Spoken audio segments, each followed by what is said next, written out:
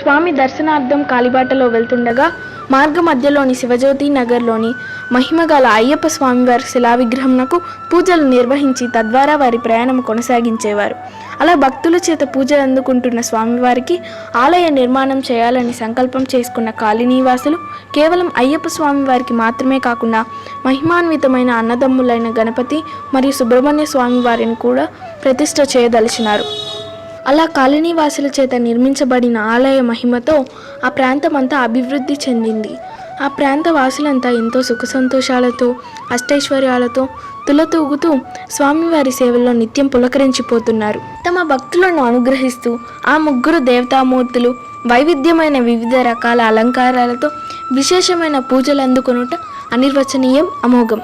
ఎంత ప్రయత్నం చేసినా పెళ్లి సంబంధాలు కుదరని వాళ్ళు, వివాహము జరిగి ఎన్నో ఏళ్లు గడిచినా సంతానం భాగ్యం పొందని నిర్భాగ్యులు ఇక్కడ సుబ్రహ్మణ్య స్వామి వారికి మొక్కుకొని విశేషమైన అభిషేకాలు మరియు పూజలు నిర్వహించి స్వామి అనుగ్రహం చేత సత్సంతానము పొంది వంశవృద్ధి చేసుకున్న వారి సంతోషమే స్వామివారి మహిమకు నిదర్శనం.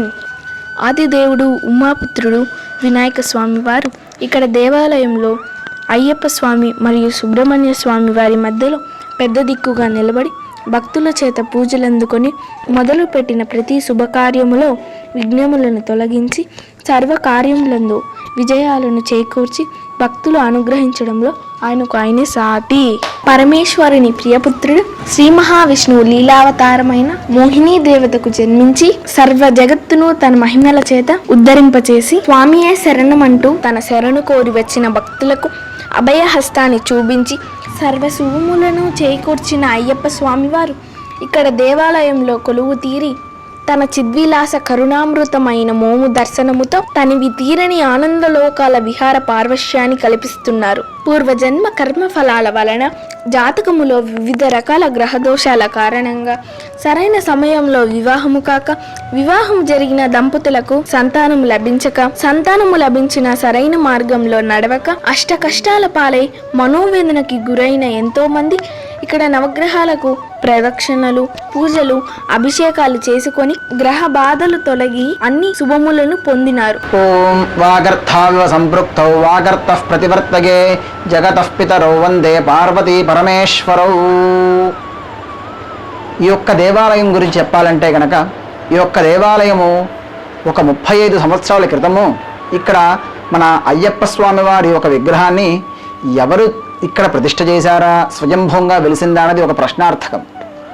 అప్పుడు స్వామివారి దర్శనార్థం కోసము కొండకు వెళ్ళేటువంటి భక్తులు ఈ ప్రాంతమునందు అయ్యప్ప స్వామిని దర్శనం చేసుకొని స్వామివారికి విశేష పూజలు చేసి దర్శనం కొరకు వెళ్ళేవారు.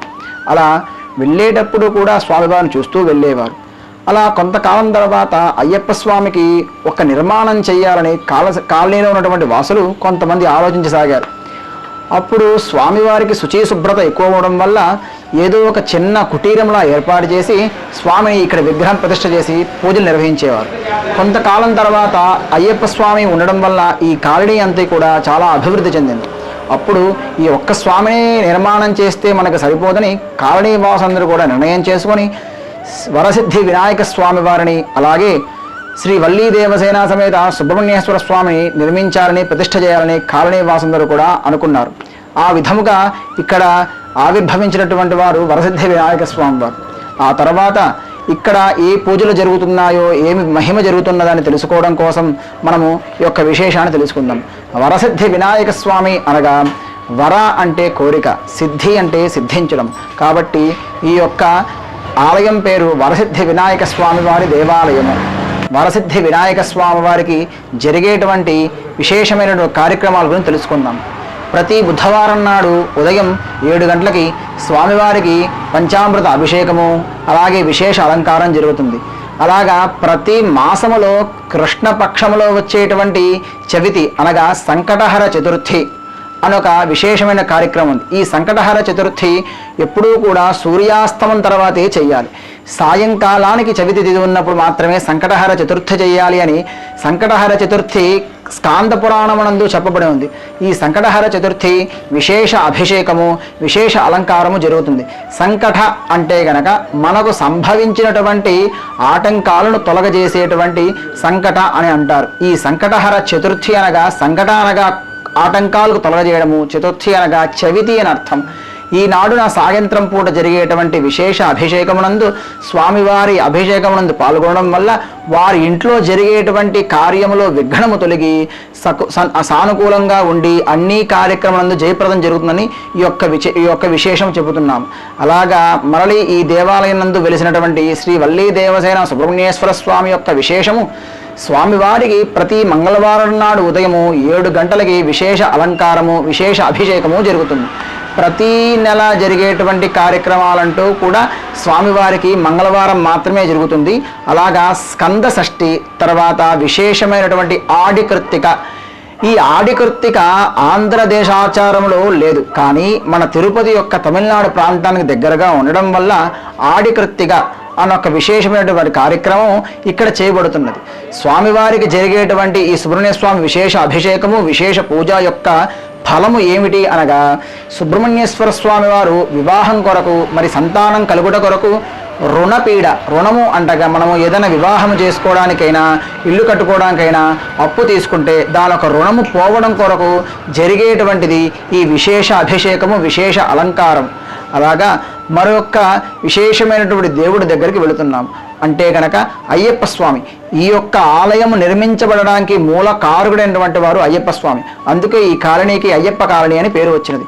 అయ్యప్ప స్వామి యొక్క మహిమ, అయ్యప్ప స్వామి యొక్క జరిగేటువంటి విశేష పూజలు కూడా కార్తీక మాసం నందు వచ్చేటువంటి అయ్యప్ప స్వామి పడి పూజలు, అలాగే స్వామివారికి విశేష అభిషేకము, స్వామివారికి చాలా విశేషమైనటువంటి ఆజ్య అభిషేకము అంటే తెలుగులో నెయ్యితో చేసేటువంటి అభిషేకం చాలా విశేషమైనది. కాబట్టి ఇక్కడ అయ్యప్ప స్వామి వారి కొలువై ఉన్నారు. అలాగా మనకి విశేషమైనటువంటిది పడి పూజ, తర్వాత ఇరుముడులు కూడా ఇక్కడ జరుగుతూ ఉన్నాయి. భక్తులందరూ కూడా ఈ దేవాలయానికి వచ్చి వారి వారి యొక్క కార్యక్రమాలు, వారి వారి యొక్క కోరికలు తీర్చుకొని చాలా సాఫల్యంతో ఈ విశేష యొక్క కార్యక్రమాలు చూశారు. ఆ తర్వాత మనం తెలుసుకోవాల్సింది భూప్రపంచాన్ని నిర్మించినటువంటి ఆదిత్యాది నవగ్రహాలు. ఈ ఆదిత్యాది నవగ్రహాలు ప్రతి ఒక్కరి జాతకములోనూ చాలా విశేషమైనది. ఆదిత్యుడు అనగా సూర్యుడు. ఈ సూర్యుడిని అనుసరించే నవగ్రహాలన్నీ కూడా ఉంటాయి. ఈ నవగ్రహాల్లో ఏ ఒక్క గ్రహం కూడా బాగోకపోయినా మనము శాంతి విశేషమైన కార్యక్రమాలు చేసుకుంటాం. కాబట్టి ఈ దేవాలయంలో ఉండేటువంటి నవగ్రహాలు చాలా ఫలితం కలిగినటువంటి వారు. కాబట్టి ఎవరైనా విశేషము చేసుకోదలిచిన వారు ఈ ఆలయం దగ్గరకు వచ్చి వరసిద్ధి వినాయక స్వామి వారు మరియు సుబ్రహ్మణ్య స్వామి, అయ్యప్ప స్వామితో సహితమైనటువంటి ఆదిత్యాది నవగ్రహాలని పూజించి విశేష ఫలం పొందిన వారు ఉన్నారు. కాబట్టి మీరు కూడా ఆలయం దగ్గరకు వచ్చి విశేష ఫలాన్ని పొందాలని కోరుకుంటూ నమస్కారం. స్వస్తి ప్రజాభ్యః పరిపాలయంతాం న్యాయేన మార్గేణ మహీమహీషాం గోబ్రాహ్మణేభ్యః శుభమస్తు నిత్యం లోకాః సమస్తాః సుఖినో భవంతు.